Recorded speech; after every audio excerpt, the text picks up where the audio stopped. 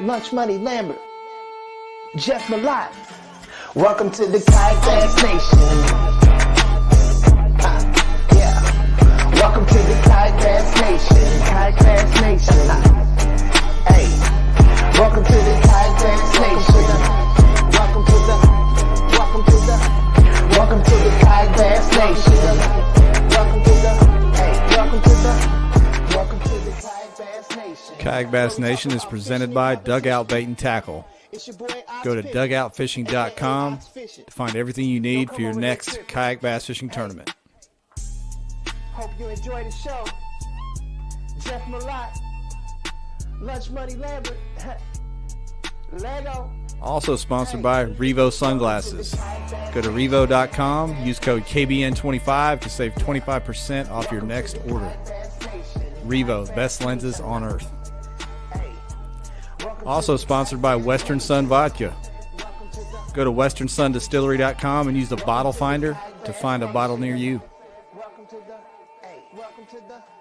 Welcome to the Kayak Bass Nation.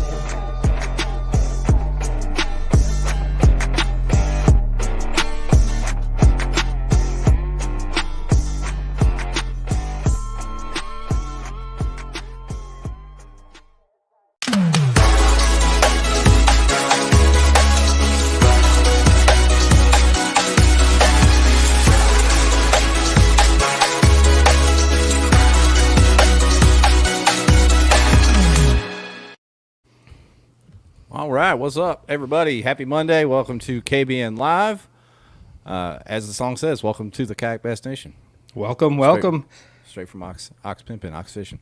How you doing tonight, Ryan? Good. What did you do today for your Juneteenth holiday, my friend? I went fishing this morning. Did you? I commented on your live. I saw you go live over on TikTok, and I asked if this was the KFL. No, it was the XFL. Or the USFL. I'm not sure. Okay. My son told me that going live on TikTok is the surefire way to gain more followers, and by God, I gained 2 by doing that for about 30 minutes. Did you? So, yeah, 2. Right Did you do any kind of tricks or interactive deal? I had to get off after like 2 or 3 minutes. I had to keep switching between my readers and sunglasses to be able to see any comments, so I had to just give up on it and turn it off. I know a guy at REVO that can get you some reader sunglasses. That way you don't have to go through that pain. Okay. Yeah, for sure. Even some little stick-ons would be legit. Yeah. But yeah, I hope everybody, excuse me, had a great Father's Day weekend. It was Father's Day weekend. I know I saw you had a great Father's Day week, Ryan. You spent some time down at the beach with Yeah, man, we went to the beach, hung out. Yep. I got to see my boys this weekend, so it was a good one. It was a good Father's Day weekend. Saw a bunch of good pics on the page. As if everyone saw tonight before we went live, I made a little announcement earlier, and it was on the thumbnail. We were doing a REVO sunglasses giveaway tonight. So in order to win, all you have to do, share the stream on Facebook, and you have to be a subscriber over on YouTube. We will verify it. So go. It's a simple click and subscribe. It's really simple. I like it, Jeff. On that like and sub deal, we have to because we have YouTubers on tonight. So we got to get on that train, man. We got a fair amount of YouTubers on tonight, so we're trying to get into both platforms, and we got some folks over on Twitter as well watching. But share it on Facebook. Make sure you go sub on YouTube either immediately after the show or while we're talking. Either way. And you'll have a chance to win the REVOs at the end, any pair you want from the website. So you can be just like I already shared it, and I'm pretty sure I subbed. So hopefully I knock down that dub on this one. There you go. You know, we get a lot of warnings on the group page, Ryan. So Facebook could shut us down anytime on our actual Facebook live stream, even though it's our biggest platform. So we got to have a backup. So sub to us on YouTube. I haven't noticed. I didn't realize we got warnings over there. Yeah, we get warnings all the time. So we got 2 huge guests tonight. It's a little different show. We're usually doing, the weekend after a big tournament, we'll interview the tourney winners, whatever. But we went a little different direction tonight. We got 2 of the best content creators, YouTubers in the game. We got Greg Blanchard, who's been on before, and then Alex Rudd. We haven't had him on before, but he's doing big things on YouTube as well. And Alex is kind of a hybrid. He fishes bass boat, teaches a lot out of his bass boat, fishes some bass tournaments, I think. And then also crosses over and fishes out of kayak. Fishes kayak tournaments too. So and he has a huge beard. So he has a huge beard, beautiful huge beard. So we'll get him on here. And he's a podcaster. Kind of, I wouldn't say new to the podcast world, but he's been podcasting as well over there. So he's doing big things. Everybody's doing it, man. You got to fire one up. Yeah. So anyway, we'll get them on here in a minute. Excited to have them on. It's going to be kind of a viewer-driven show, I think. Ryan and I have questions for them, but we want you guys to ask them questions about content creation, growing your channels, etc. So we're going to count on you guys to help us out. We always like to recap the weekend or the week that was. So what went down over the week? I know there were some threads that kind of got going over on the group page. I may not have paid too much attention to the threads, to be honest with you. I tried to disconnect as much as possible. Okay. Last week, you may have to fill me in on that. Tennessee Bass Nation and Georgia Bass Nation wrapped up their series that Steve-O and Daniel are running. Josh Stewart and Joseph Gayton locked down the AOY spots, which got them $1,000 from Carl Black Chevrolet down in Georgia. So that's cool. Very good. And I need to bring those pictures up. Steve sent me some pictures. And let me see if I can share them for you real quick, Ryan. I promised him I would do it, and I was not prepared. Is it selfies? No, it's these cats right here. Yeah, there we go. Yeah, dude, old Terry Golden slid in there, boy. Yeah. Terry hadn't been out a whole lot this season. Terry used to beat us up a whole lot, but he's sliding out there taking some money. There you go, the fellas. And looks like Dugout, of course, sponsors the Bass Nation stuff over in Georgia and everything going on with. Of course, part of the Southeast takeover. Yeah. So there you go. As far as threads for the week, man, the biggest one that really got going is the open mouth argument. Once again, somebody shared a picture of one of their own fish. I did see that. Talking about open mouth, in my opinion, because they asked for it, I thought it was closed. So I don't know.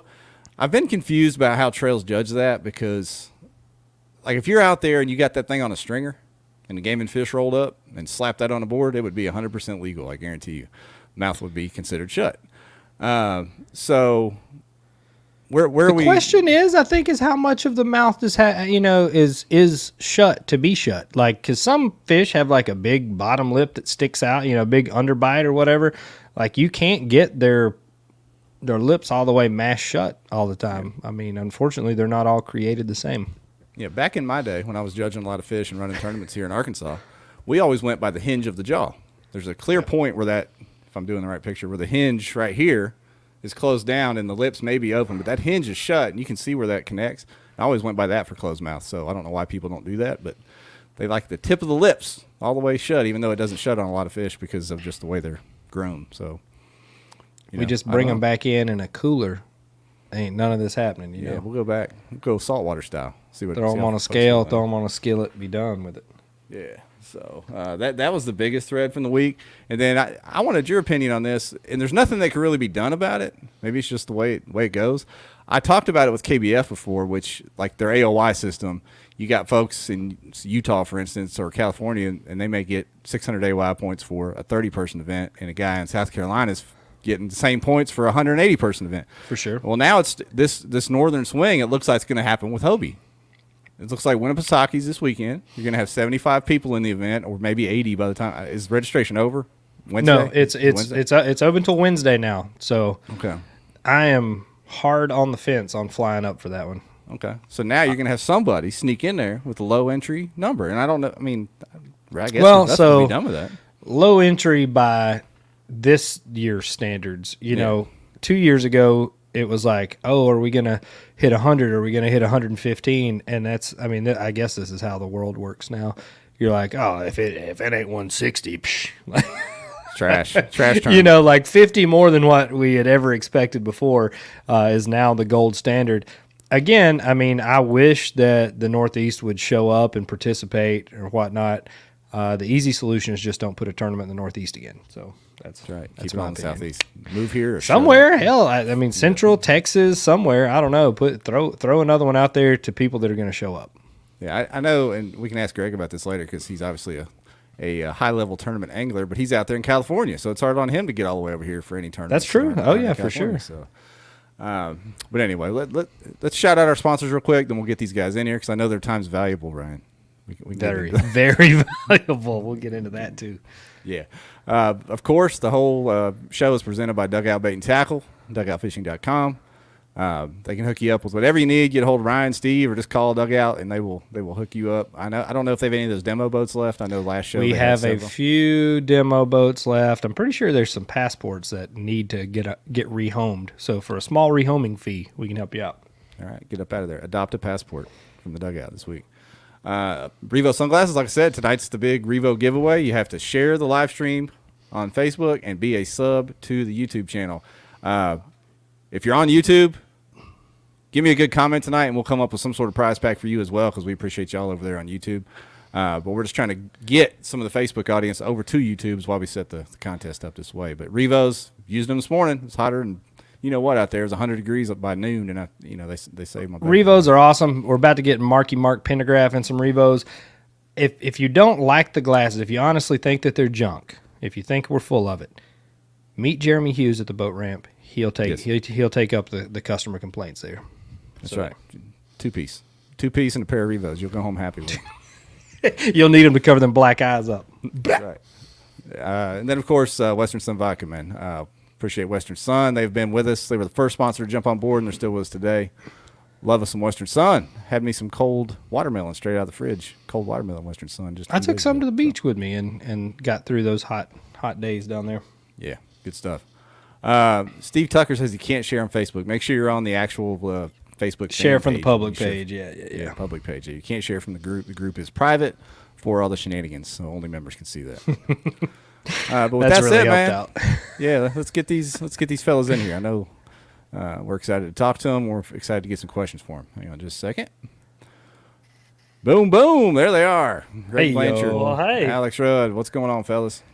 What's up? Good. How are y'all?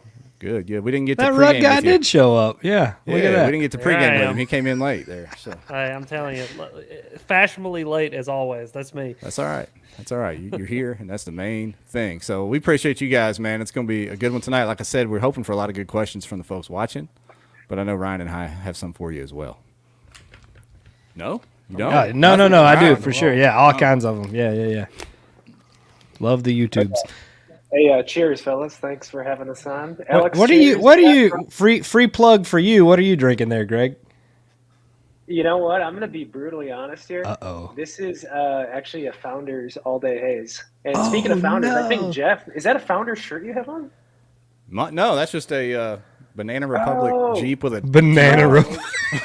Dude, they have a beer. They have Don't a judge beer me. I drive a called- Subaru too. Hush. They have a beer called All Day IPA, and that is the exact artwork on it. So We'll just say it's a founder shirt, Greg. I have had the all day IPA, and it is not bad at all. Guys, they hype up the Founders stuff all the time. yeah, it's good stuff. I like lots of beer. All beer is good beer. Good stuff. All right.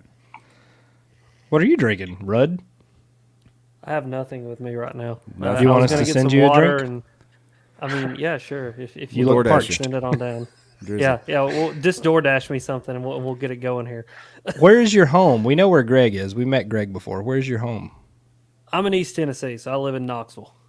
Oh, well, all right. We may be up there tomorrow, so you're welcome. yeah. Well, I'll bring there you. you I'll go. bring you a Come drink on. tomorrow. I brought another Tennessee guy to make you feel at home, Ryan. That's what I was Well, doing. I know. Well, we got shot down by a Tennessee guy, so we had to replace. Yeah, had to we almost replace had him we with a almost Tennessee had guy. yeah we almost had a fuller panel, but it worked out just right. So, do you want to get into that at all, or do you want to get straight into this interview first? So I'll go ahead and tell this story. All right. I'm sorry, Alex Rudd. One of my buddies, he's from the Knoxville area. And he kayak fishes with us. I don't know if you know Eric Thomason. He's a fool. But anyhow, I text him. He's big buddies with a kayak catfish guy, right? Who does YouTube and does that for a living or whatever. And we always try to bring our people on, whatever. So I'm like, hey, does your buddy want to come on the show tonight? We're gonna have Greg Blanchard on, talk YouTube, blah blah blah. And he's like, well, yeah, I mean, he's gonna need a Newport motor and a power pole or something. I was like, for what? And he's like, well, it's not really worth his time just to come on the show. And I was like, what is happening here? Like, there's something there's something I'm missing right now. I was like, this is a platform to come on and promote your brand and what you do and reach an audience that you may not, necessarily be in front of. I'm like, we've had multiple classic champs on here, like actual professionals that have never acted like that. And I was like, this damn catfishing YouTuber is rolling out the red carpet for himself. So needless to say, that won't happen again. Welcome to the show, Mr. Rudd. Thank you. And Well, my philosophy is anything that nets me more than 0 is worth my time. So even if it only nets me Jesus. one more follower, one more subscriber, one more relationship that, we're all on here talking to each other, like that I can walk up and shake your hand and be like, hey, I've met you before virtually. Like it's definitely worth my time. So I apologize and on behalf of another Tennessean that happened to you.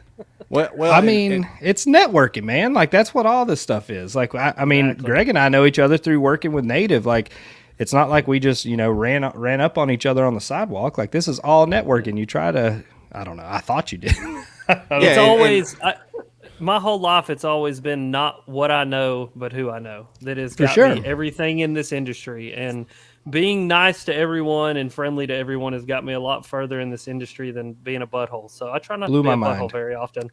Blew my mind. Yeah, and I tell you this, when we decided to do like a content creator show, we had 3 or 4 names that came right to the top of my head, and Greg, Mr. Rudd, Ryan knew the catfish fell over there. I had a couple more names in my head, but I don't even you remember this, Alex, but I met you at the Logan Martin event in the Old Town booth when they debuted that autopilot. did. Just briefly Yes, over I there. remember that. And Yeah. I've followed you ever since then. I've been a subscriber and follower and stuff. So that's why, networking, being nice to people. Yep. You came to the top of the list to even, to ask to come on here. So there you go. Well, there you Proof's go. in the pudding, right? Thank you. Yeah. But anyway, let's get into this interview. We've already got some questions coming in. I don't know who we want to start with, but just give us a brief background of how your YouTube career started. For those that don't know, both these guys have had huge success on YouTube in slightly different ways. But we want to hear kind of your story, and then we'll get into some specific questions. So, Greg, you can go first. Just tell us your background and how you got started with it. Yeah, for sure. Man, I've been at YouTube for a long time. I think I started my channel in like 2013, I want to say. And it's really the second year I owned a kayak and owned GoPros. So that's one thing, and we can touch on this more. I think a lot of folks out there think with social media, YouTube specifically, you can just do it overnight. It's going to take you a few months, you're there. No, man, and Alex can, I'm sure, attest to this. It is a long haul, a long grind. And like I said, I did mine in 2013, and it took, 7-8 years to get a good, core subscription base and actually, get some good money from it. So, I've been grinding at it for a long time, and fishing has always been a huge passion, and sharing my experiences. So that's kind of where it all started and where we're going. Awesome. What about you, Alex? Yeah, very similar. I started in 2016, 17, around that time frame, and honestly, I just got into it because I thought my kind of story of it is that I always loved freestyle motocross stuff. So you remember back in the day, freestyle motocross, and those dudes went out in the desert and they made these really badass films of them flipping motorcycles and jumping these big jumps and doing these tricks, and they would put it over this punk rock music. And I thought, man, that's always was cool to me. You know what I mean? And so when I started YouTube, you can go back to my very first videos, and they're these montages of fish catches to rock and roll music, and that's because that's what I thought was cool. That's what I wanted to do in the fishing space, is be kind of counterculture. I never wanted to be a pro. I never wanted stickers on my boat. I just wanted to go out, catch fish, and have fun. And so I thought, I'm going to do this video thing over here. And I had no idea you could make money. I had no idea that you could get sponsors, all that, all that stuff. And so I just started doing it, and it just started building and building and building. And, just like Greg, just been grinding at it. And as it developed and evolved, I developed and evolved, and, video styles changed. And now we're at where we're at now, which is just going out and, filming my experiences out on the water, whatever that looks like, and making YouTube videos about it. And, I've grown a loyal enough audience and got a good enough set of sponsors that I'm able to do it for a living and go fishing. And it's just a ton of freaking fun. And so, yeah, that's kind of how I got into it. Beautiful. So how has your style evolved from that as far as watching? And this, I like to do the video stuff and I do more work with like companies and stuff instead of, I wish honestly, I've tried. I wish that I recorded every trip that I went out and would edit all the goofiness. Like I try to, like, if I'm fishing a tournament or something, I'll try to plan it and make myself, record the whole thing, get some B-roll, whatever. But how's your style evolved as far as like watching other YouTubers and watching productions? And now you have these pro anglers that pay content guys to go around with, mirrorless cameras and film and edit just badass shit, to be honest. Like, how is that? Does that put any pressure on your style? Do you try to change things and adapt to that? Like, how did you guys evolve in this? Greg, you want to go first? You want me to go first? Go for it, man. You go. So for me, I'll be totally 100% honest with you. I just don't even look at anybody else. Like, I really don't. Like, I don't watch other fishing YouTubers. I mean, Greg literally is probably one of the only dudes that I will sit down and watch one of Greg's videos. And Greg knows that. Like, I love Greg's videos. I couldn't tell you why I love him as much as I do, but I just do. I love a Greg Blanchard video. But, like, other than that, man, I watch a lot of YouTube on how to be a better YouTuber. And I watch a lot of YouTube on, like, how to make my camera do everything that I want it to do. You know what I mean?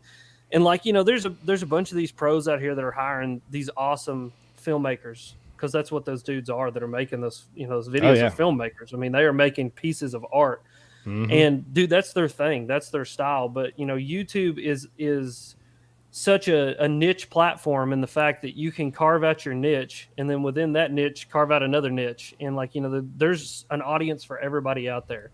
And so I just don't put pressure on myself to try to perform to be like anybody else, because I'm not anybody else. I mean, like, the more you guys get to know me, like, you'll realize Alex Rudd is Alex Rudd, and like, I'm like this all the time.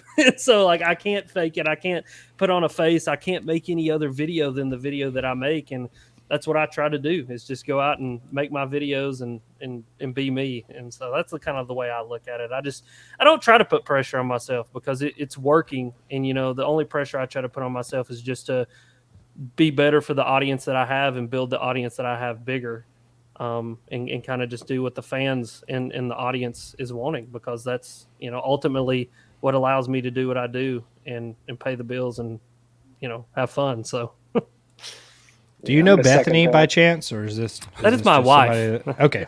That's right. My wife. Yeah, makes more sense then. I didn't know. I didn't want to exploit you on it. Like if she changed her name to Bethany Rudd and she didn't, like that would be awesome. Preemptive strike. Yeah. Poor Bethany. She's laying in there in bed with COVID right now, so she's got bored and yeah, dude. I don't know how we got COVID. Like, we don't get around any. I don't have it. I've still not got it yet in the whole pandemic bull crap that's going on. I think the beard acts like an N95 mask. That's the deal. I think probably it's more exactly effective, to be honest with you. The beard oil just protects it. I mean, it just it wards it away. But yeah, her and my dad both have got the COVID, and so Dad's laying over at his house all sick. Bethany's laying in there all sick, and I'm playing doctor here. So we'll get through it though. It'll be all right.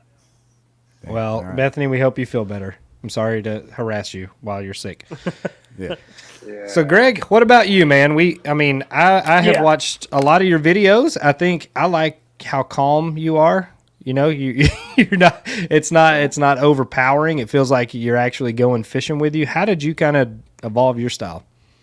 Yeah, it's a great question. I agree with a lot of what Alex said, but man, like I said, first thing we talked about, I've been doing it for a long time, and I've been watching YouTube for a long time. I mean, God, when I started, I remember, watching One Rod, One Reel when he was, 500 sub channel, and just seeing him fish from the bank. And I've kind of seen how it's changed over the years, just as an observer and also creating content. And, I think we all know the phases that YouTube's gone through, especially with fishing. I mean, there was a lot of those hype videos, like the gummy bear challenge or gummy worm challenges, just the crazy stuff. And, that stuff did real good at one point, but I mean, what the problem was it was just, it was like just small gratification, for viewers. I think it was like that shot of what adrenaline for people to watch, and that doesn't last. And I think the main thing that I've always kind of had as a core belief with YouTube, and especially anyone that's going to do content, is you gotta you got to think of it as like a marathon and not a sprint. You can't be coming out with stuff that's crazy, like, you know, these crazy titles and crazy content. And there is a fine line. You got to, you know, attract someone to click your video. But at the same time, if you just overdo that, your subs, your viewers they're just going to not click. They're like, oh, well, we've seen that before. Nothing's going to happen in that video. It's, you know, it's just hyping it. And again, that's the thing with my channel and Alex's channel too, is we're ourselves. We're not trying to be anyone else.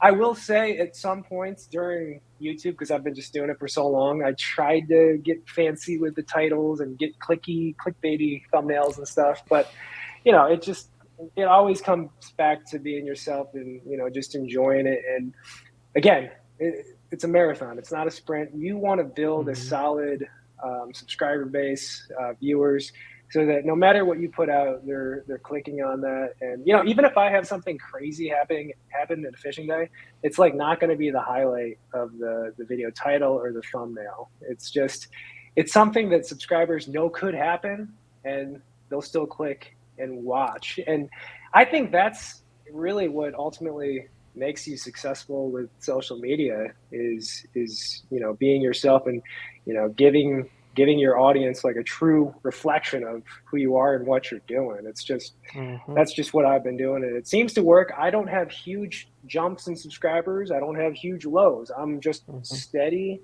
right along there. And that's what I like. So like a good solid mutual fund. That's what Greg Blanchard is. Exactly. Yeah.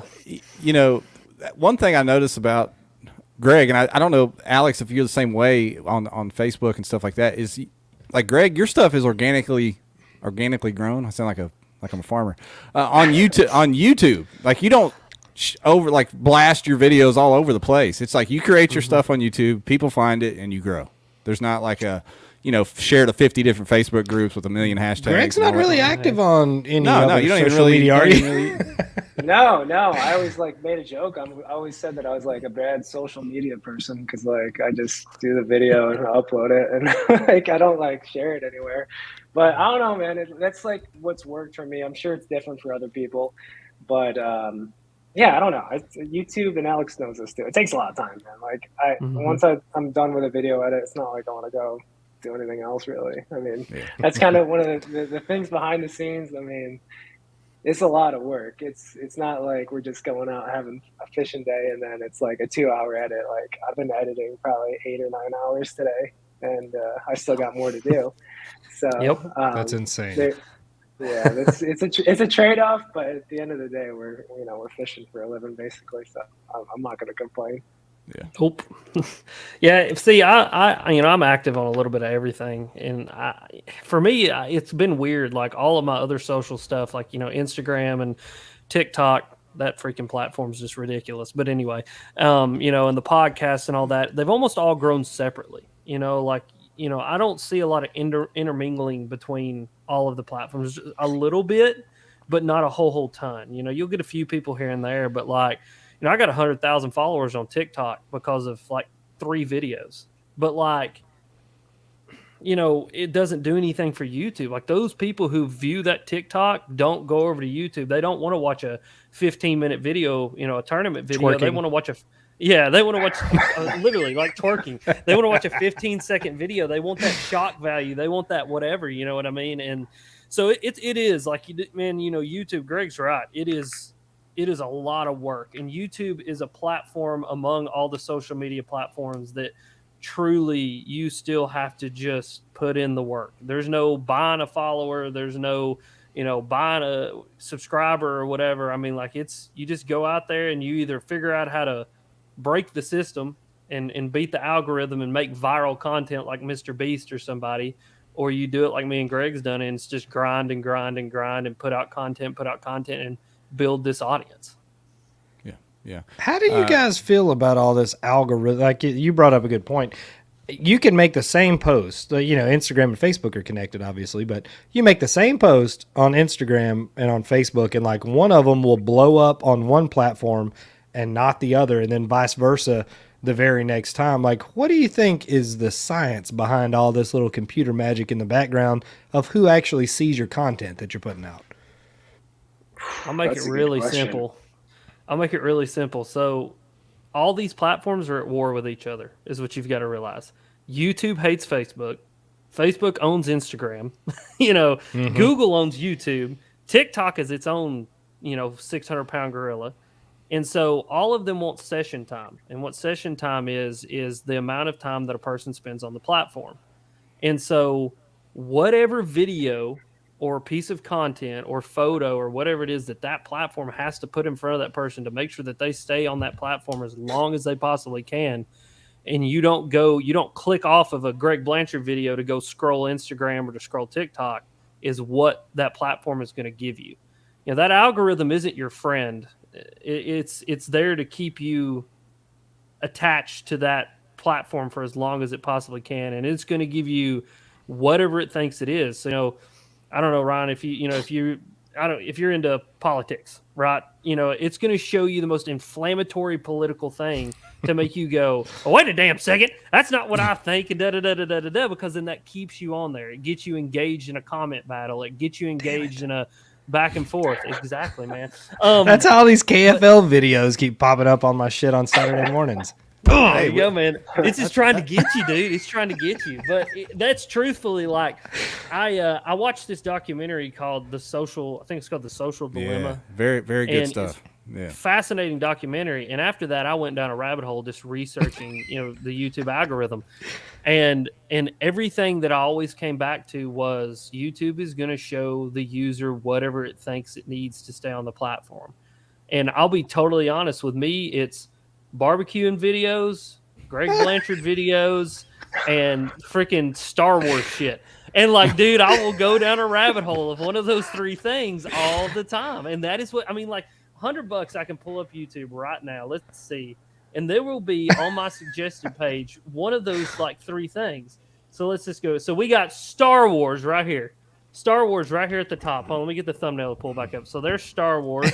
There's a travel video. There's a Bassmaster Classic video, and I'm really surprised that there's not a Greg video on here somewhere. But like, those are the things that it shows me. And dude, that's the algorithm in a nutshell. Is it? So if I was barbecuing, that would just explode your phone. There you go. Put a Oh, barbecue dude, on the front of that NATO. Ooh. Yeah. Now that's how you break the algorithm right there, Greg. You just put a big old tenderloin on the smoker, go catch a few bass, and come back and eat a tenderloin. Call Marvin out there, and y'all go out there, and he will barbecue while you're fishing. Done. Yes, amen. That's what I'm talking about. Oh man, I'm gonna scroll back through some of these questions from the guest here, but let me ask you guys both this, and Greg, you can answer first if you want. You talked about the slow burn, the slow build, and the grind of this, but right now, 2022, is it too late to start a YouTube channel if you're just getting started? No, it's not too late. And the thing is, I think there's also like this. People think that if you started earlier back in the day, it was easy. But like we said, man, like it took me 7-8 years for my channel to build up. So, and I started early too. I started right around, when all the Googans started, Fluke Master, all those, the first fishing YouTubers that you'd see. And I apparently didn't win that battle, but I still grinded and it happened. But no, it is not too late to start.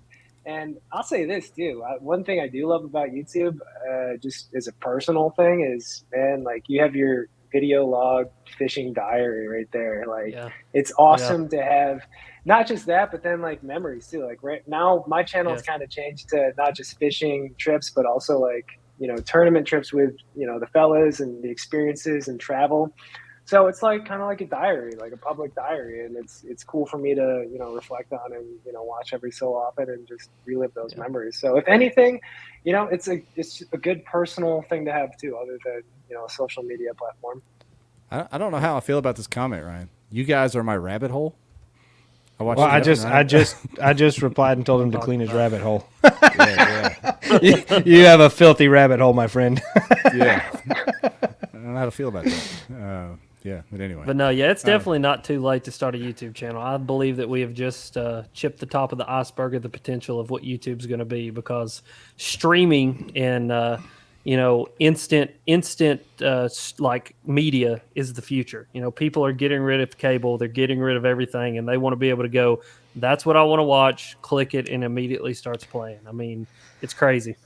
So you guys have seen kind of the growth of YouTube. Do you think, I mean, and I know that you've experienced it, but as far as like the monetization and how much YouTube might be making versus what they're paying the creator for selling ad space and whatnot, do you think as more people move toward this platform, are they going to start to reward the creators a little bit more on this side, or is it going to be the opposite? Like, oh, well, everybody's doing it now, so we can pay you less. Like, how do you guys see this playing out?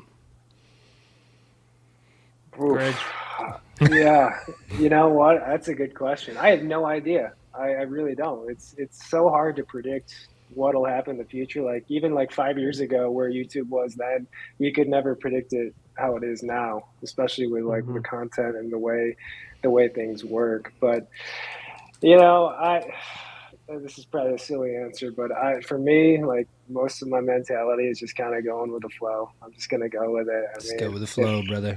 Yeah, you gotta enjoy it. I mean, like I'll say this, like it is work. It is work now. It's not like it's all fishing and fun and games. It is work now. So I do, put emphasis on that. But at the same time, if it gets too stressful or if it pays too little, then I'll just go back to my other job too.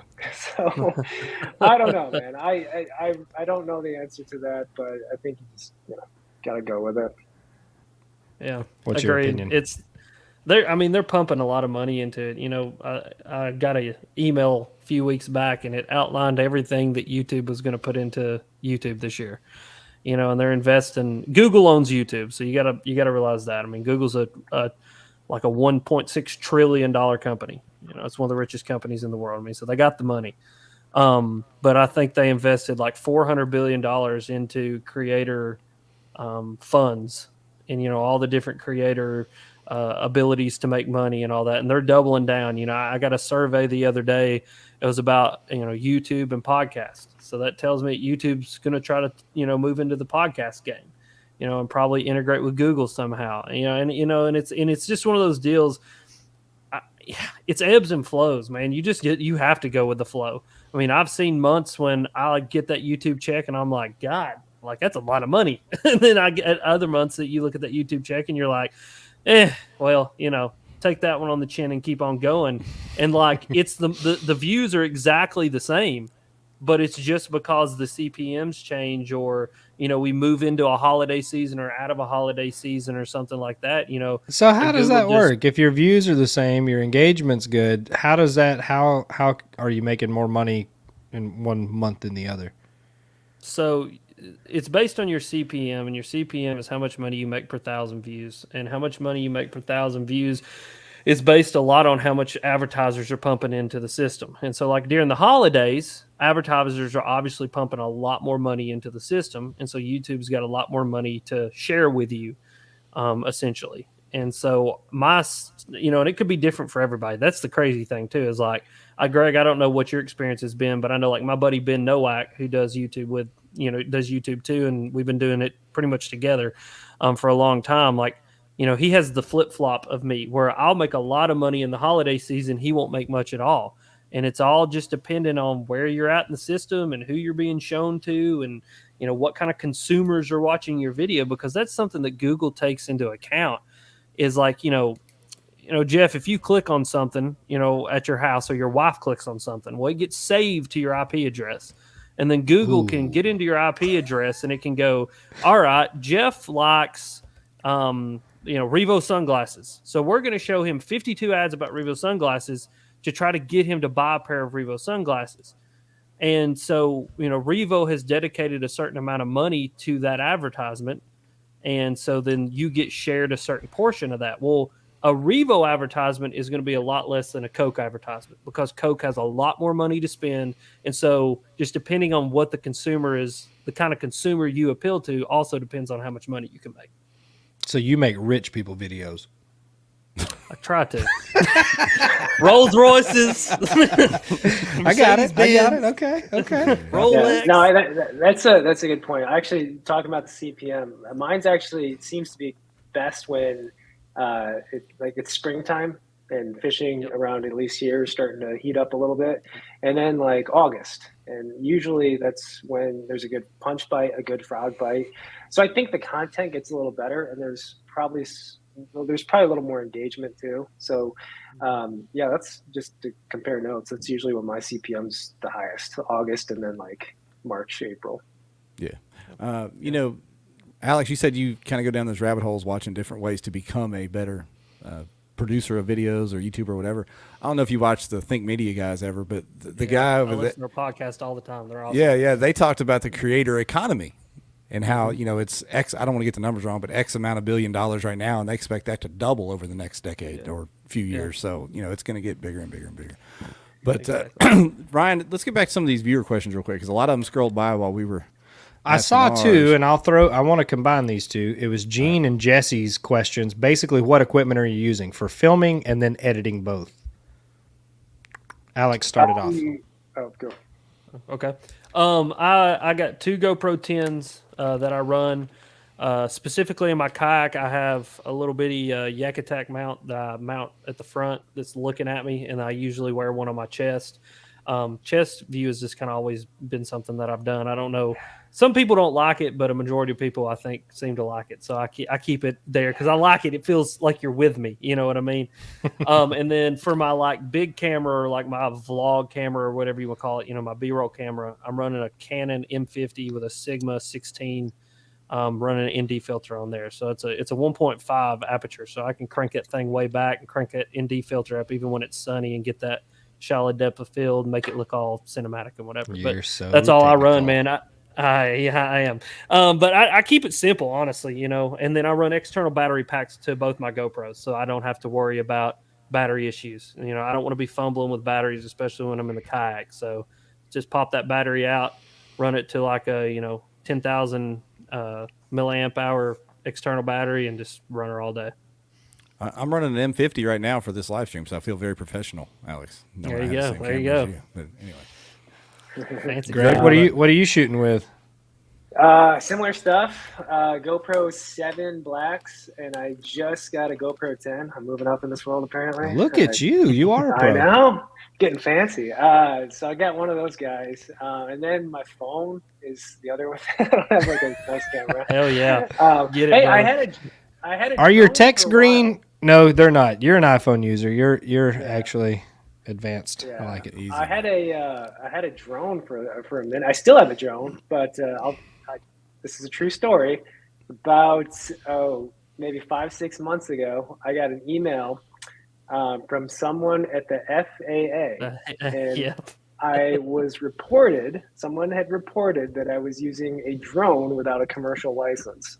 What? So, I called the guy, and he was really nice. I think he's local, and I think he actually watched the channel. And he was giving me a warning because it's a fat ticket, and it's legit. Like if you're using your drone to make any kind of money, you need a commercial license. You need your Part 107 pilot's license, and that is something I do not have. So, I was loving my drone footage until I got called out for it, and I got you a Lupo, Greg. You got to get you the DJI Mini.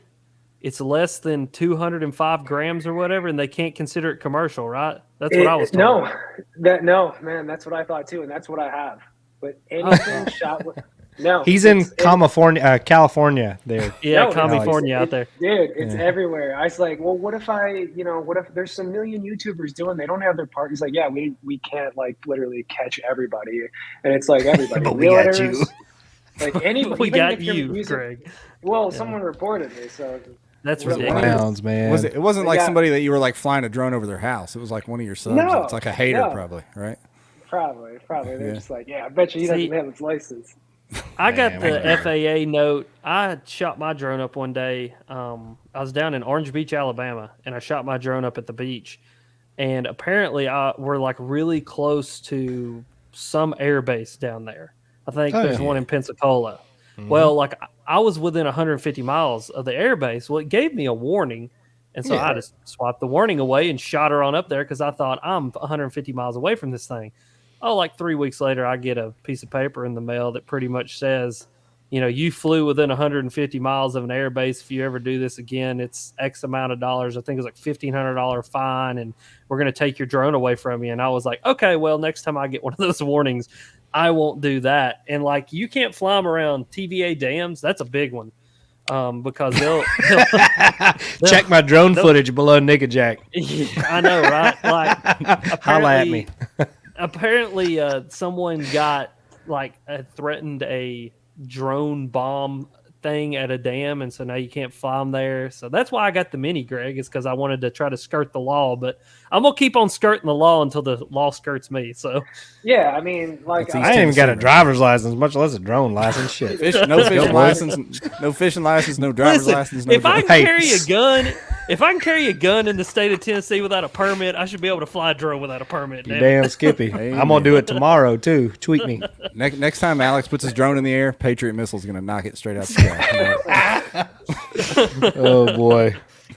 Yeah. Let's see. Another question from this was early on when we first started. Dell Patton on YouTube asked, "What platform, YouTube, Instagram, Facebook, etc., should a future influence?" His daughter just started a channel called Finfluencer, so go find her. But what platform should she focus on? Ooh. Well, I only really use YouTube, but I would say like Instagram. Instagram seems like easier, for a younger kid, just to get some short video clips and pictures, stuff like that, get some traction that way. That's just my opinion. I mean, his daughter could be 47 years old. I mean, he didn't qualify that. Oh, man. Hey, you got to retire somehow, Yeah, I think one thing, like Think Media says it a lot, Jeff, to kind of refer back to them, is do a little bit of everything. Be on everything. And my kind of philosophy behind that is come on, Greg, catch up. No, my philosophy behind that is I'm trying to grow a business somewhat, a brand in a business. And so if YouTube, I don't know, gets hacked tomorrow and disappears, I've still got Instagram, TikTok, and my podcast to lean back on so that I don't have to go back to a normal job. You know what I mean? And that's just kind of my philosophy behind it is I want to have just like a good business doesn't put all its eggs in one basket. A normal business. I want to diversify my portfolio just like I diversify everything in life. And, that's going to include later on even diversifying outside of the fishing world. In the way that my business runs, you know what I mean? And I don't know what that looks like, but it's definitely a plan on the horizon. You know what I mean? Because I just want to make sure that I can put food on the table and pay the bills. That's kind of, the most important thing to me. I got a wife to take care of, and one day I'll have kids to take care of, and that will be the most important thing is food's on the table and bills are paid. And so whatever that looks like and however that needs to happen now is what that's going to look like for me. So that's just kind of my philosophy behind it. But if you're just getting started, start on a platform, see if you even like doing it, and learn how that system works. Learn to take people at, as with a grain of salt and learn how to, interact with people online and just learn how the system works. Because that's one big thing. I think a lot of people get into it. The first person that says something mean to them, they're like, I quit. And it's just like, yes. You got to learn to just not care. Yeah, Ryan and I mastered that early. That's why we're still here. We started a podcast to talk shit about them live. There you go. Take that, suckers. And Dell, he cleared something up. I thought he was he's saying his daughter named him Finfluencer. I got you. Okay. He's 49 starting a deal, so you're not restricted to any one platform. Never give up, Dell. You can do it, though. My first pro tip would be get you a YouTube profile pic right there. Get you. It's just a D. Dale. Unless we're going with D. All right, we start with the basics. Yeah, big things from Dell. I can feel it coming. Did you see any other ones? There's a bunch on here I'm trying to scroll back to. Right? What software do you edit with, Greg? Yeah, that one. Final Cut. I've got a iMac Final Cut. That's actually relatively new. Last fall, I think I changed over. I was using like a MacBook Pro in iMovie, and that's fine. It's just it was time. I had too many little spinny wheels going on, and I was just sitting there watching it, and I was like, yeah, I got to get a new computer and some better software. But yeah, like I said, though, nothing fancy. GoPros, a phone. Used to have a drone, I guess, but you know, it's again, and like kind of going back to like what we were talking about too. Is like, yeah, there's a lot of guys now that hire, you know, professionals to film and edit, and it's just amazing. It's stunning. It looks like it could be on a television show, but some of those videos don't do as good as you think. And I think there's something to, you know, having some footage, like I'll use The myself raw, as an real example. kind of stuff. Yeah, like I'm not, you know, I don't have crazy gear, and it's kind of just, you know, organic and what I got to work with. And I think in a weird, odd way, maybe that's kind of where people like to see content. Like they get so used to this fancy production stuff, and yeah, that's all awesome, but kind of just getting back to your basics, you know, bare bones. I think there's some value in that too. So Yeah. at least that's what I'm telling myself, because I don't have anything real nice. Yeah. Alex, I think one of your TikTok videos is well over 1 million views, maybe more, maybe a couple million. I don't know. It was What did you just do? it was like a simple video of you putting the Old Town Drive down. I mean, it's Yeah, like put the bro. drive down. So as of right now, that video has cumulatively over the 3 times that I've posted it, Okay. not including all the times it's been reposted by people other than me, 66 million views. Okay. Like it's incredible. Yeah, it's the stupidest video ever. I had the Old Town, the 106 with the little Minn Kota motor in it, and I actually borrowed the video idea from a buddy of mine, TJ Yak Pack. He does YouTube too, and I literally texted him. I said, "Hey, can I steal this idea from you?" And he said, "Yeah, go right ahead." And so I was in this little creek down near my house, and I had been fishing, trying to catch. Apparently, there was muskie in there, and so I was trying to catch one of these muskies, and like didn't catch anything. So I just got bored, and I said, "I'm going to make this video." I go, "Hey guys," or "Hey TikTok, you ever seen a kayak like this or something like that?" I put the motor down, clip it over, put in the kill switch, and hit it, and go, "Look, no hands," and the kayak goes on. What? Posted it, didn't think a thing about it, and I go out to dinner with my wife, and my phone is just like bzz, bzz, bzz, bzz, bzz, bzz, bzz, bzz, bzz, and I'm like, what is going on? Whip it out. I've got like 1,100 TikTok notifications. I whipped it out right there in the middle of the restaurant. Spicy dinner. That's right. That's what 66 million views does to you. You just I whip it guess, out. man. That's You get confidence. crazy, I like dude. it. It's just go straight to your head. Were you at Roosters? Where were you at dinner? I was at Hooters. But anyway, so I get my phone out, and I have like 1,100 TikTok notifications, and it had got like 6.5 million views in like 2 hours. And I mean, dude, just kept growing and kept growing, kept growing. Well, then finally it got to like 23 million views and planed out. What? Well, like a few months passed by, and me and Ben were on the phone, and I was like, I'm going to repost this video and see if it'll do it again. Because we were talking about just how stupid TikTok is, because TikTok is just stupid. I mean, do you post anything? I mean, like my wife posted a video of our dog, and it got, like 2 million views. But anyway, What? so I repost it. It gets another 22 million views. Well, then. Is it because so few people have seen an Old Town before? I have no idea. Well, no. I'll tell you what I believe that it is as soon as you post it, people start arguing about whether it's a boat or not. And so, okay. you'll go, if you go look at the video, dude, it is just like thousands of comments of people arguing back and forth with each other. And so Smart. TikTok goes, hey, people really like to get in here and engage, and it's keeping people on the platform for a long time. And so they show it to a bunch of people. And I mean, that's the game with TikTok, man. You want to be successful on TikTok, you just got to go in there and be like, here's something controversial. Everybody fight about it.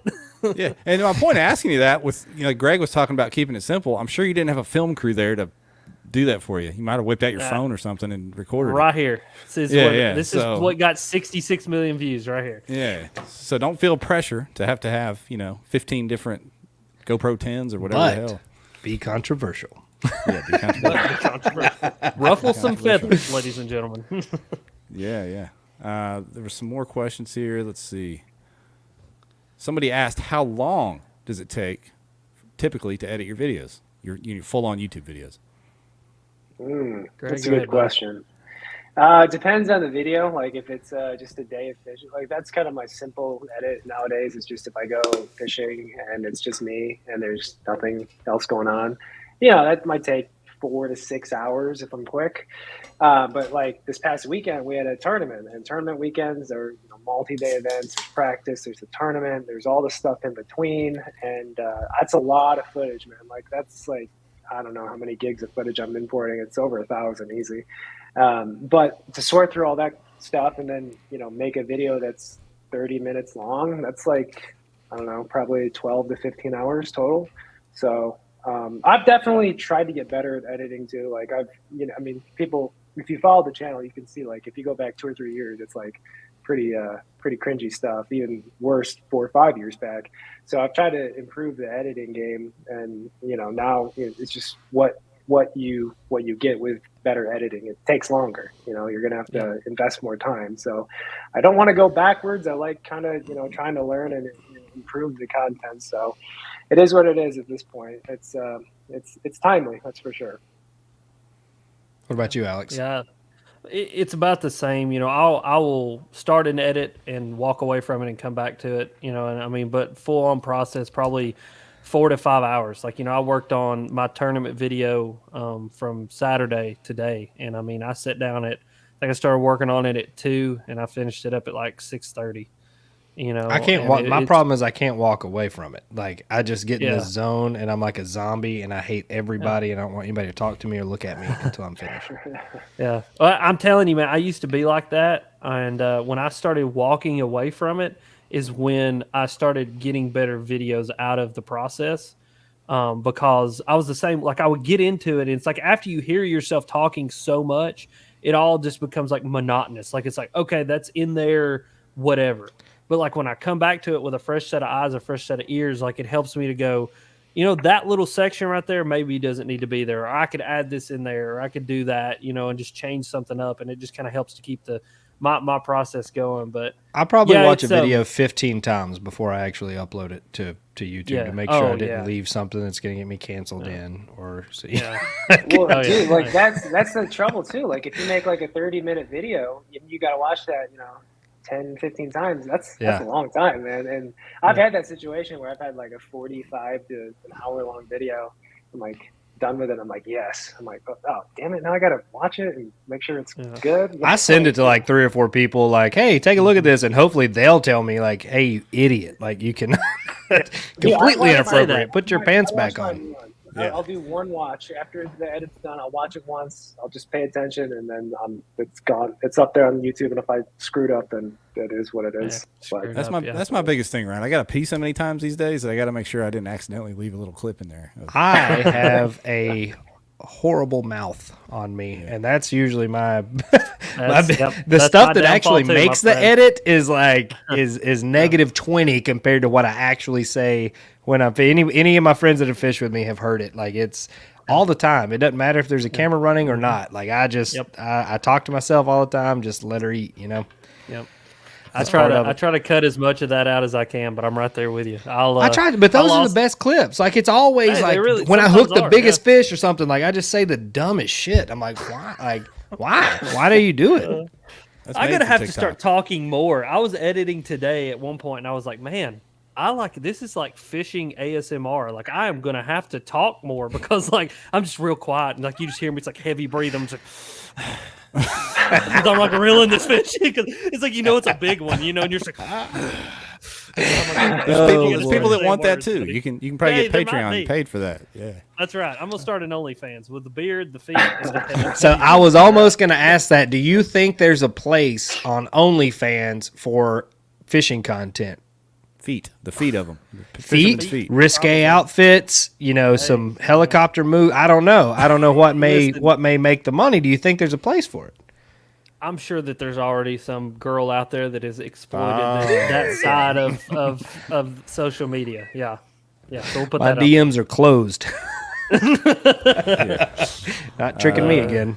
Here's another question. This guy has a pretty good OnlyFans. He's just getting started on YouTube. But Jake Harshman, do you guys find going live on YouTube helps growth? Does it do anything for your subs or watch hours? I know, Alex, you kind of started going live because of an injury, didn't you? And it kind of turned into yeah. So my broken leg turned into a podcast is what happened. Yeah.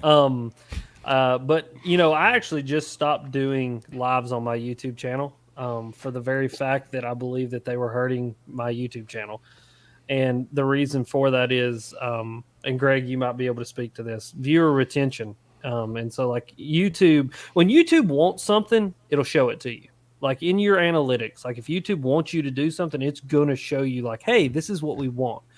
And one metric that they started showing as of late, past 3 months or so, is audience retention. And so like on a podcast, people click on this podcast expecting it to be like every other video. When they find out it's a 2-hour conversation, with my ugly face, it just, because most people who are on the YouTube channel want to watch fishing videos. If they want to listen to a podcast, they'll go listen to my podcast. And so what would happen is I would post this live, and then the subsequent videos after my live would do horribly. And so I talked to a good friend of mine, Ty Berger, Bass Fishing HQ, does YouTube, a phenomenal YouTuber, SEO master. And we kind of dove into the analytics and looked at it and kind of both determined that that's what it was. And so I moved all of my live to Twitch, which is a live streaming platform, and then Facebook. And the reason being is because really the video component for my live stream is just a supplemental thing, because really the live stream is for the podcast, and the podcast has taken a life of its own. And so, I put the podcast out there, and like the podcasts are totally unaffected by whether I do a live stream component or not. They do their own thing. And so I figured I would rather grow my podcast steadily and not hurt my YouTube channel, and grow my YouTube channel and have both of those kind of growing in parallel with each other, rather than hurt one just to have a supplemental that is the podcast.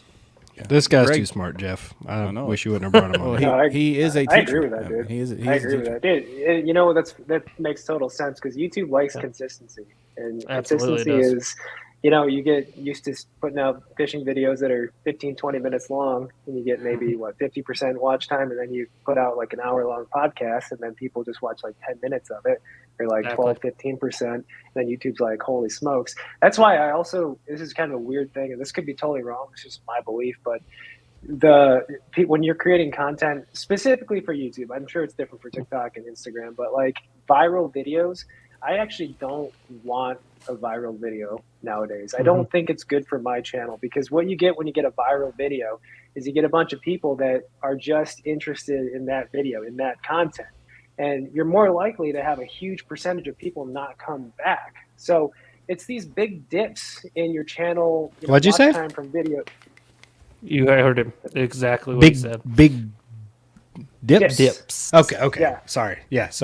I want to make sure I heard it correct.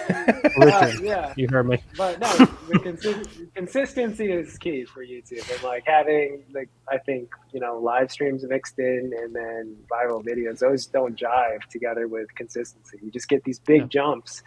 And dips, big dips. Okay, big dips. Ebbs and flows.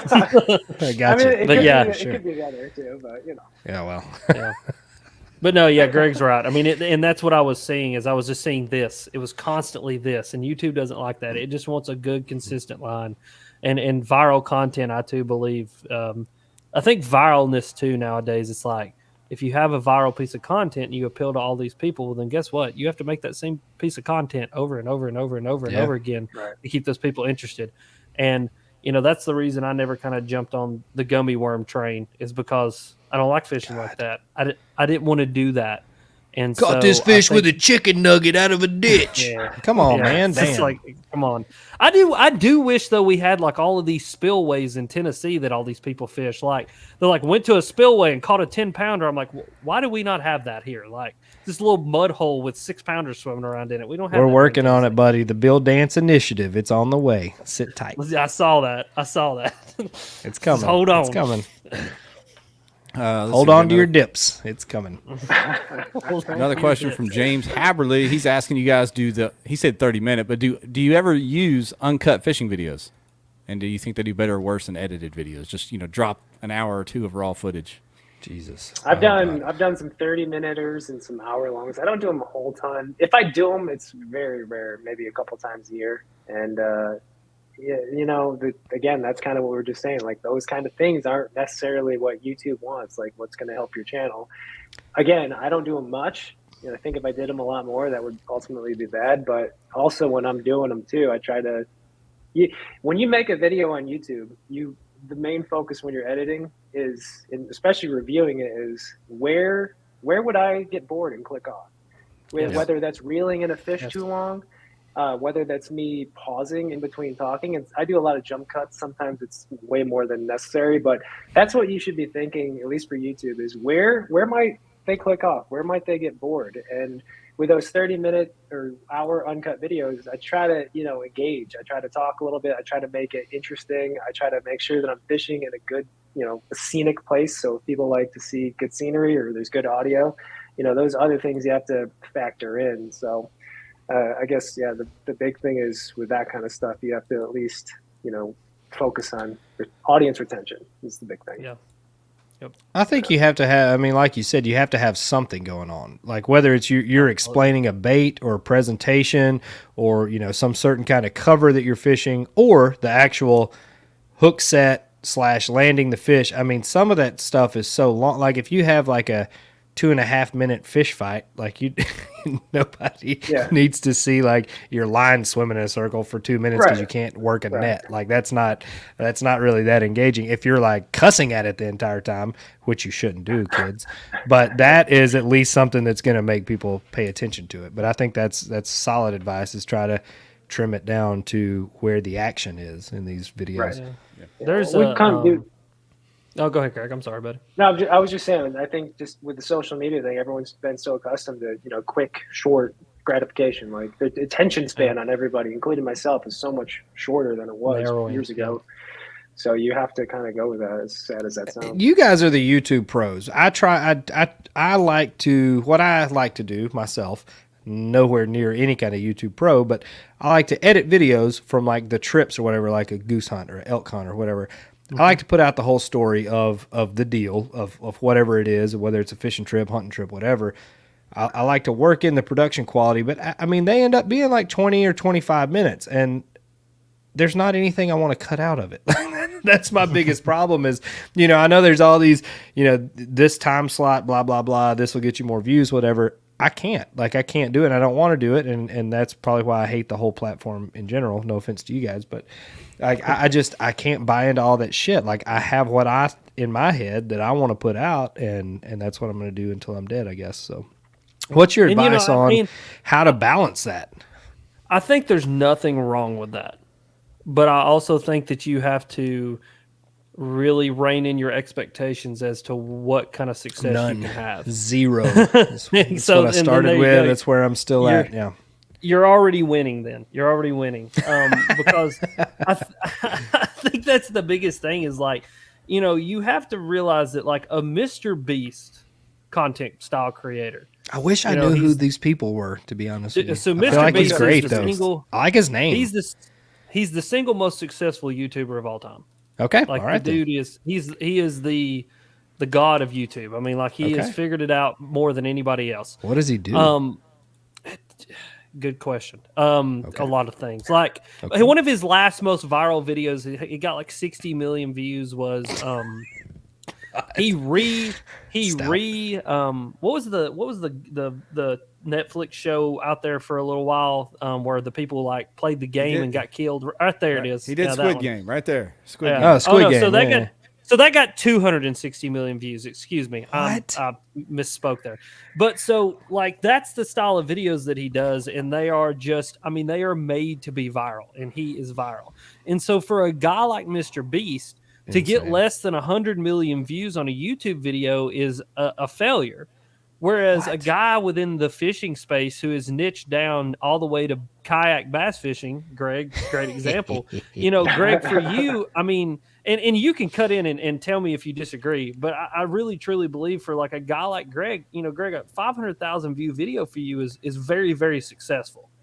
Like, am I correct in saying that? So like, but what you got to kind of realize in the mindset, I believe that some people kind of get out of is like, they're like, I want to have a 10 million view video. Okay, well, then you've got to make content to get 10 million views because YouTube kayak bass fishing is too much of a niche inside of a niche inside of a niche inside of a niche to get 10 million views. You're going to have to create viral content. And then if you don't want to create that viral content, then create the content that you love and that you would love to watch, and then grow your audience to that level, like to whatever that level is. And I truly believe in the YouTube bass fishing space specifically, that 500,000 subscribers is uber successful. 1 million subscribers is a needle in a haystack. And then I think anything above 1 million, you're going to have to start integrating something outside of the bass fishing specific space. Yeah. And I think you've seen that with the most Googans. successful fishing. Googans. I mean, the Googans are a great example. I mean, you cannot have anything but respect for those guys. But the thing is if you look at them like Yeah, like in what Flair's, they've done for the doing industry. farming videos and stuff now But instead of there just you fishing, go. right? I mean, and that's it. I mean, he was a bass fishing specific channel, and he grew his channel with bass fishing to the extent that it was going to grow. And then he had to start doing something else. And I'm sorry, but there are a lot more golfers. There are a lot more baseball players. There are a lot more side-by-side riders. There are a lot more, disc golfers. Disc Shut up, golfers, Jeff. Get outta here. UFC fans. Like, there are a lot more of those guys in the United States and in the world who watch content than there are kayak bass fishermen. And it's just the way that it is. And so that's I think, the biggest thing that you have to understand is, like, make the content that you love and that you would love to watch, and grow your audience, because every audience has value. And that's the biggest thing is, I don't have the biggest audience. I have 47,000 subscribers, but I can promise you that my 47,000 and the people who view my video and listen to my podcast are of value to bass fishing companies, because that's what they do, and that's what they purchase, and that's what they live. It's consumer direct marketing. Like that's why people are like, oh, you have sponsors, blah blah blah, on a podcast, whatever. I mean, these are the people that buy your products. Like that's the point of why these big companies want to work with these anglers, because it's consumer direct, because people believe what they're saying and they buy into it. That's the entire premise of the platform. Hey, Jeff, can you go back to that Mr. Beast screen? Sure. I Yeah. just want to point something out. And this is, I don't know, since we're talking about content creation, just check out we're talking about consistency earlier. Yeah, look how consistent his thumbnails are, his titles are. I mean, even his other channels, they all have the same. They're all his face. Bottom. Yeah. So and he said one of his philosophies is that his titles should be no longer than what they are right there, because if it extends any and it creates an ellipses on the title, that it's not clickable and that it cannot go viral. I've got a tool I use to.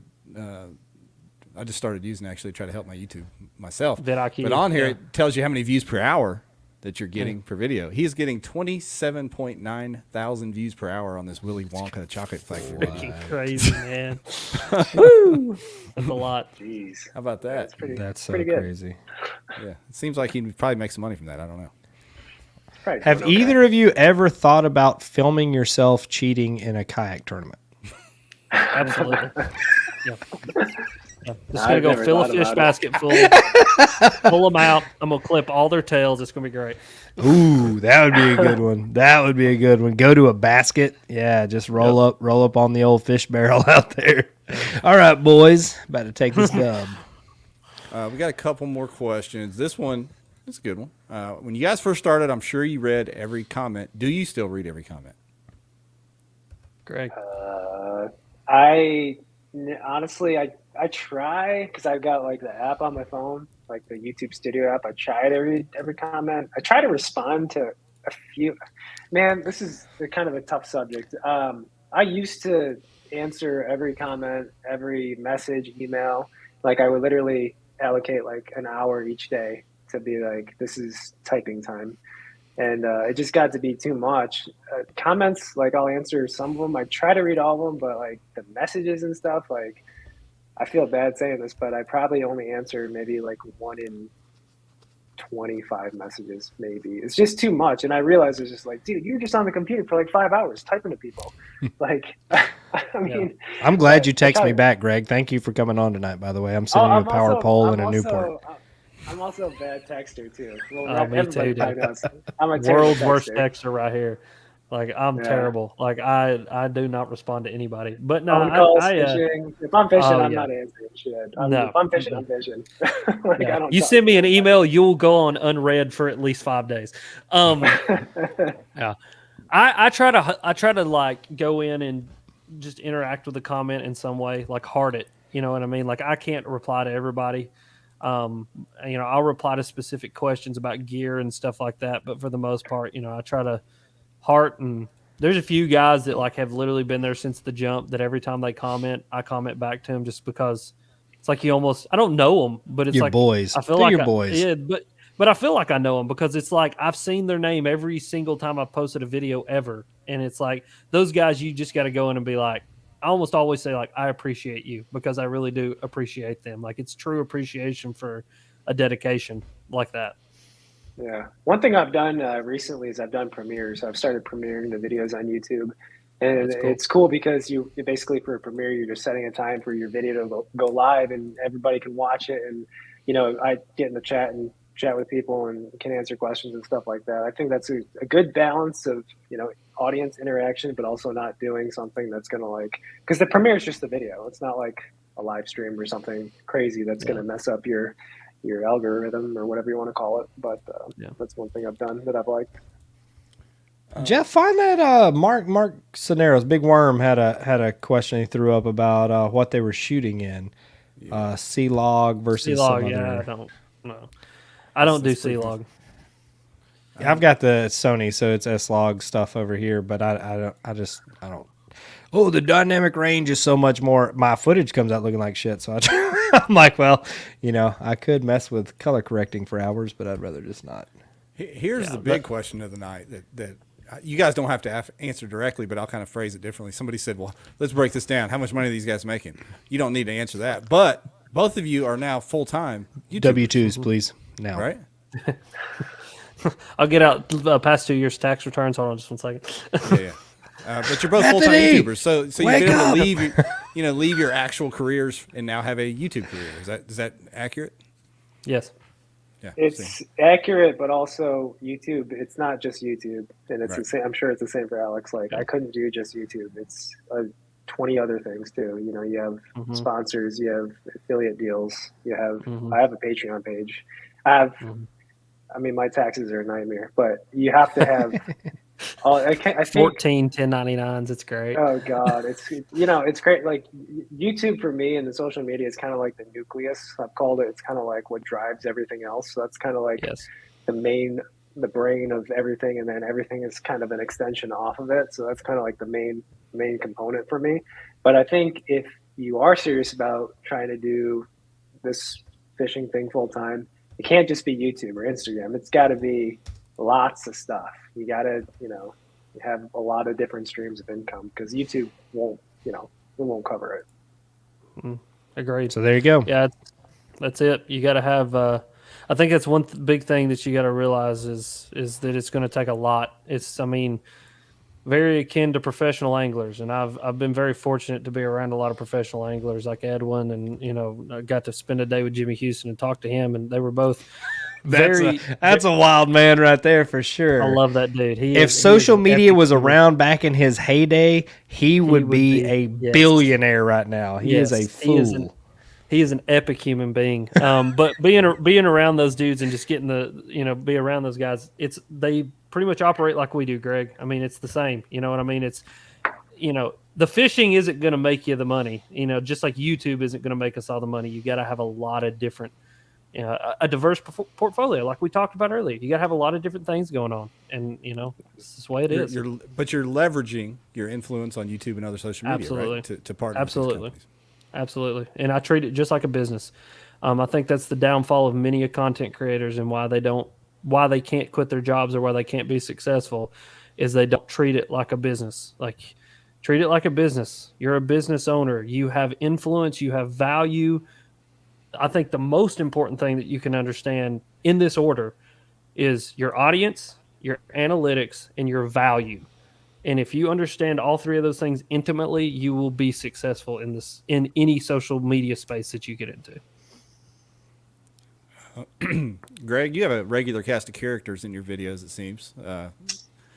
Somebody asked, do any of the others that show up in your videos, have they thought about doing their own channels? No, they have lives. They have. Greg got him signed to a non-compete. They get an appearance fee, and that's it. That's right. No, I love them, and they're amazing to hang out with, and they've really, I mean, honestly, they've really made my content a lot better. You know, they've really given it some good, diversity. But no, I mean, they're. I'm sure, like a lot of folks out there that do the kayak tournaments, the fishing, it's like they get to fish on the weekends for the most part. They got 9 to 5s. They've got, families. So it's, that's the other thing too. If you want to do this, you have to be in the right space. You have to have the time, essentially, whatever that means in your personal life. And for me, I have the time. I'm not married. I don't have kids. So I can get away with these shenanigans and doing YouTube and fishing whenever I want. So I know it's a little trickier for Alex because he has Bethany, but to answer the question, no, they don't want to do their own channels. They just like drinking beer and being on my channel. It's perfect. It's perfect friendship there. Yeah. I would say immediately to this question, but how quickly would you suggest starting to run your YouTube like a business? Danny Johnson asks. I mean, for me, it was when I realized when the first company ever reached out to me, it was more of a, hey, this is really cool. And then after, some time, you start to realize, why did they reach out? Like, what? Wait just a second. Like, there's a reason that they're doing this. So there's a reason that they're going to invest X amount of product into me. At that time, it was just product deals. Well, that's money out of their pocket. It's a write-off or whatever from the end of the year. I mean, obviously, but it's still money out of their pocket, especially when it's smaller companies. And that's when you start realizing, it's like, businesses are reaching out, so I need to be a business, and this needs to be a business relationship, and this needs to be a business transaction. And so I think the moment that people start offering you things or money or whatever it is when you start treating it like a business. And even if you've just got 1,000 subscribers and someone wants to give you a free cooler bag, don't ask for money, but do it in a professional way and in a business way that you would expect if you walked into a small business. If you walk into a small business, they're not going to pay attention to you. Or hopefully they're not going to not pay attention to you, and they're not going to not be accommodating. And so that's, kind of that aspect of it. As far as like the financial aspect of it, I mean, as soon as you get that first paycheck, you need to start treating it like you making money. And how do you make the transition? I mean, I want your advice on this, from these product deals, like as you're growing, when do you say, okay, it's time to switch over. It's time to push for dollars. If it doesn't make dollars, it's not making no sense over here. At what point and how do you approach that? Greg, I'll let you take the lead on this one, buddy. Great question. And, this is, I to be honest, this is something that I'm still learning. I mean, I've really only kind of been in the industry, so to speak, for a year and a half, 2 years now, working with some great companies. But, I mean, God, even like a year and a half ago, I didn't even know what a media kit was. And for those of you who don't know, that's kind of like a specialized resume or, kit, essentially, whether it be a PowerPoint or a PDF of showing what you have to offer, specifically analytics, YouTube, Instagram, your social media stats, reach, viewers, impressions, like those are things that you need to put together. All that stuff. And I didn't know that up until like a year and a half ago. I was sending like my physical therapy resume, like with my fishing stats before. So, Amen. I can pop your SI joint with my eyes closed, sweetheart. Send me them worms. But I won't cripple you if I ever meet you. Let me see them dips. Oh, man. Yeah, I could have said that might have got me some worms. I don't know, but that's the good thing about social media too. Is that gives you analytics and reach impressions. That gives you the meat. That gives you the meat and potatoes to say to companies, "Hey, this is what we got going on. This is how many people are tuning in, watching." And then, of course, if you have like an affiliate program, whether it be Amazon or Tackle Warehouse, or just using bit.ly links, just your customized links, you can literally show how many clicks you're getting on their products or their links. So I think it's at a point where you have a big enough following and you're truly selling product. I think once you're getting messages, you're getting emails, you're getting a lot of views, you're getting a lot of clicks. Once you're selling product, then I think it's appropriate to start asking for some monetary compensation. So, yeah, agreed. I really keep for me, my big thing is my Tackle Warehouse affiliate linking, because I get them to send me a report every quarter. Well, it's once a month, and then I compile it into a quarterly report. But a monthly report that shows exactly how much I'm selling of every product. And so I can take that amount and I can go, okay, this is what I'm doing on Tackle Warehouse. So let's only assume that we're doing the same in big box stores and mom and pops. And so this is how much money I make you every month. This is how much money I think I need in compensation for the amount of work that I'm putting in for you. This is also the amount of product that I need for, my ability to go out and do what I do 365. But, that's the biggest thing. Again, understand your audience, your analytics, and your value. If you understand your audience, it's going to help you to understand how to improve your analytics. And with improved analytics, you're going to be able to understand your value. And then your value ultimately helps you to know exactly how much to ask for from these companies. Yeah. And, Ryan, we've talked about this before and we talked about at the beginning of the show, networking and the importance of who you know and what you know and how, the relationships you build. Absolutely. But if a partnership doesn't work out or you don't get what you want, don't burn those bridges either, because it's a small, like Alex said, it's a small niche and word gets around. If you're not the kind of guy companies want to work with, that doesn't take long for everybody to know that. Facts. Yeah. Yep. But Yeah. you have to be your own advocate, right? So these companies aren't going to come to you initially. Like when you reach that transition point, once you're established, it's a little different ball game because they know that they're trying to buy that amount of influence. But when you first start out, like a company is not going to call you. Like Greg, you and I were in a position a couple of years ago where it was kind of opening the door to this thing, right? Like at some point you have to be like, okay, like, we're out here doing the work now. There has to be, a dotted line to cross, and there needs to be monetary compensation. Like it's past the point of, just sending them a picture for Instagram every now and then or whatever. It's a real job, and you're representing this company, and you're answering 1 million questions a day about the products and stuff. Like you have to be the person to stand up for yourself, because a company's not going to try to throw $5,000 at you for no reason. Like they're not just like, man, hey, there's an extra $5,000 laying in the corner. Let's find somebody to give it to. That's not how it works. Like you have to approach that, do it tactfully, but you have to approach that because that's what's going to drive your value and you getting paid for your services. Absolutely. And biggest thing too is products, stuff you do work with. I mean, make sure you like it. Like, don't just try to. I think that goes without saying, but I'll say it anyways. You make sure. And that's kind of how I've really almost every sponsor or business I've had with companies. I've always used them before. I've liked it. Mm-hmm. Even the Sierra Nevada beer. I've been drinking Sierra Nevada forever, and there's a lot of things that happen that way. It's luck, but yeah, make sure what you're going to promote, what you are going to work with, you actually like, and it doesn't seem like it's like, oh man, I got to use that damn bait again. Like, don't be a sellout. I mean, that's exactly the bottom line on it. Like your word is that's what people are taking to the bank here. They're investing in whatever you say to go buy. So if it if it comes out that you're just faking it for no reason, you lose your credibility, you lose your following, and therefore you lose any value to any other company down the road. So just don't exactly. Yeah. Pushing that Berkeley Stunner, and you got a box full of Vision 110s. 110s, yeah, don't do that. It's tricky. It's tricky, boy. Dude, I got a lot of baits, man. Like I was saying, I'm drinking a Founders right now. I'm drinking an All Day Haze. Well, and that's the thing for me is like I've never been one like I've had companies before like, here's the bait, make a video about it. I'm like, how about you give me the bait and I go fish it and then we'll make a video about it, and it's like the new Berkeley bladed jig that's coming out. I went and cracked a bunch of damn big fish on it. Won a tournament with it, almost won another tournament with it. I've caught a lot of big fish with it.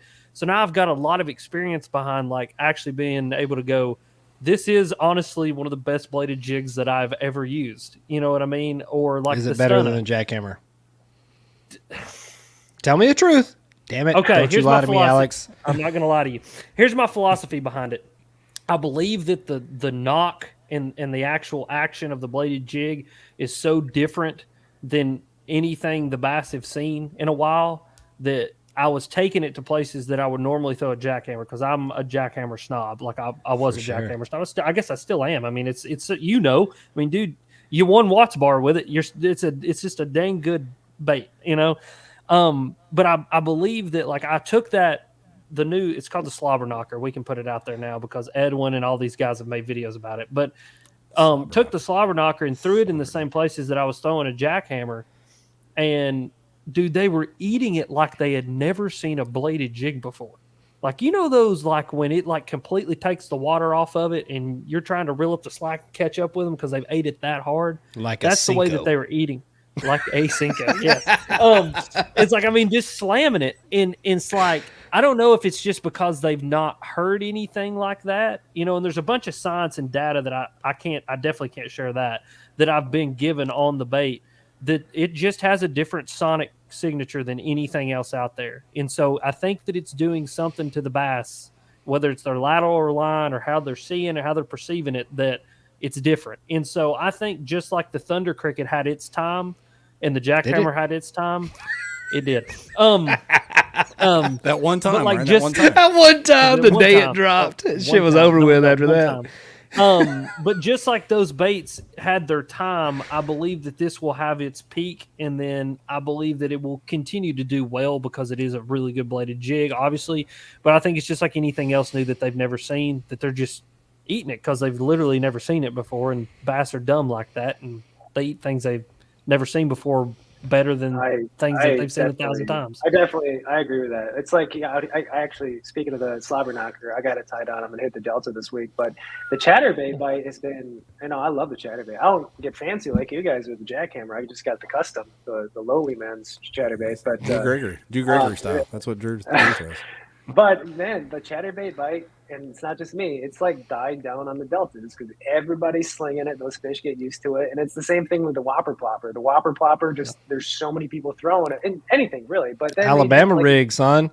Yeah, you used to could load the damn boat with Alabama rig. Now they don't even look at it anymore. Like, nah, we're good. Right. So then other companies came, like, they came out with a Choppa, and the Choppa was getting a bit better. And then other, chatterbaits were getting specific blades, more home built stuff because there's a patent on it. But anyways, I believe that too. I think I agree with that. I think that there's going to be a peak to certain baits, and like slight variations will get you more bites. So I'll let you know how it goes on the Delta. There we go. Please. That thing's awesome, dude. I know. I can't wait to throw it. Yeah. We've been at this an hour and a half, and it doesn't even seem like Jeff's it's been that long. I knew. I was sitting here thinking, I'm like, who's going to cut it off? It'll be Jeff. No. Ashley Kay done leaned. She leaned around the corner and gave him one of these. Yeah. I don't want to keep everybody too long. We can go all night long for all I care, Ryan. Absolutely. I'm down. But it's been a great show. I'm going to try to get a few more questions in. I just want to say thank you to both of you guys for taking the time tonight and staying on with us this long. A huge amount of knowledge for sure. Like you guys, I mean, obviously, like you really opened a lot of eyeballs tonight. I think you've answered some really, really good questions for folks getting started in this for sure. Yeah, and the only reason I even bring it up, Ryan, is one of these two guys both talked about audience retention, and I don't want our retention to take a nosedive. We've been hovering, just around and above 100 live viewers online. Yeah, we don't want to drop. We don't want to dive down. No, it's been. I have a question. So when you're editing video, do you import the footage straight to your laptop or whatever and then delete it after, or do you import it to a hard drive and edit from there? That's a technical question. I'm sorry. Greg, how do you do it? I go right into iMovie, which is on the hard drive.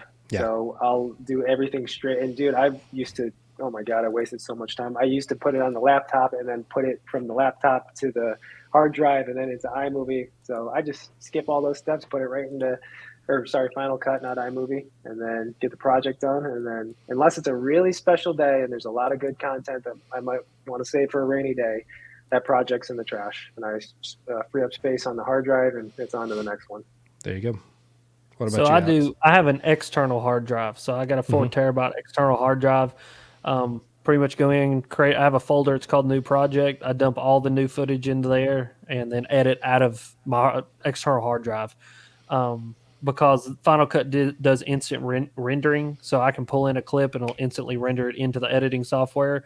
And so it's not like I'm sitting there waiting for it to populate or anything like that. That's how I do it. And then I have all my uncut fishing footage for like the past 3.5 years on hard drives, and I keep it just for, I don't know why, because I'm crazy and I just want to keep it just in case I ever want to go back and pull a piece of footage or something like that. So I use a hard drive, and I didn't used to. I used to just import it into Final Cut, and I had Final Cut crash a couple times, like halfway through a project, and it broke my heart so bad that I started using the hard drive just so I have all my backups saved right there that I can go back and pull everything in. That's, again, a technical tip to the folks that are actually doing it now. But I switched to a hard drive. I think it may be a little bit slower, once you get to the upload part of things, but just the security part is what made me make the switch myself.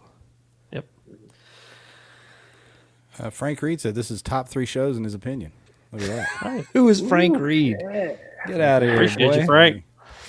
Yeah, we'll have to have these fellas back on. Or maybe let them take over altogether. I don't know. Yeah, y'all can have the damn podcast. We're cashing out. If you will send us 15% of your proceeds, we appreciate it. No, it was an awesome show. And like I said, once again, appreciate both of y'all very, very much for taking the time to do it. And not demanding any payment from us this time around, at least. Maybe the first one's free. Is that how it goes? Something like that. Discount. Maybe next time. Maybe next time. Yeah. Do y'all need any Western Sun or REVO sunglasses or a Dugout bait and tackle gift card? I'm good right now, but I do appreciate Okay, it. well, fair. Wow. I might try some of that Western Sun. That looks pretty tasty. Yeah, we can do that. Yeah. Yeah. Get him some prickly pear out there, Jeff. Clipper. Be the Y'all talk of the town. Y'all have Drizzly out there, Greg? Drizzly app? No, It's like DoorDash for alcohol. Do y'all have that out there? Because we can get you something. I don't know. I've never looked. I It's think you can get illegal. alcohol on Illegal DoorDash. in California. All right. We'll take a peek Probably at that. Just like everything is. Yeah. All right. Oh. Alex, if we get to Knoxville, if we end up in Knoxville Wednesday for this shoot, I'm gonna tweet you. All right, come get on, together. dude. Hit me up, dude. I'll be around Wednesday because I'm not going fishing because it's supposed to be 101. So I'm gonna sit. It is supposed to be 101, but I have 2 days to knock this out, so I don't care if it's 101. Sadly. You got to get work done. Got to get work. Yeah, unfortunately, yeah. Yeah. Well, hit me up for sure, dude. We'll try to get together. All right, well, I'm going to have to go back and calculate who won with all the shares and subscriptions and all that kind of stuff, but I'll post that on the page later. Man, awesome show. Any final thoughts, Ryan, before we let everybody get out of here? I don't have any final thoughts. I'm looking forward to. I hope I can make it to Winnie. Any of you Northeast anglers that are sitting on your ass up there, get out and fish. The BOS series is coming to town. Make a name for it. Make them come back. It's up to you. That's all I got. Go do it. I fished my first BOS on Chickamauga, and I had an extreme amount of fun. So go do it. I didn't, but I'm glad you enjoyed it. There you go. It was tough. It was tough. Probably my biggest heartbreak of the year, but that's okay. We're gonna move on. That's why I'm flying to New Hampshire Thursday. Yeah. All right. Well, we'll probably track down the winner of that event. We'll be back with y'all next week, but appreciate everybody once again. It was a fun one. Greg and Alex, have a good night. We're out of here, y'all. Alrighty. Thanks for coming on, guys. See ya.